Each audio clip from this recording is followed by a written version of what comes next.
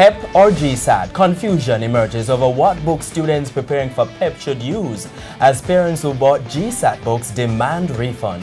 Good evening and welcome to Primetime News on air and online at onespotmedia.com. I'm Archibald Gordon. And I'm Lorraine Samuels. Also this evening, extended state of emergency to continue in St. Catherine North Police Division until at least January. Even greater losses. Opposition spokesman says bauxite deal sees Jamaica foregoing more revenues than initially thought. Still closed and James Police Station remains out of use. And in business news, looking eastward, tourism minister targets Japanese market. There's also sports commentary and weather in this newscast. But before the break, the feedback question. This evening we're asking, do you think parents who bought GSAT books for PEP students should be refunded? If yes, by whom?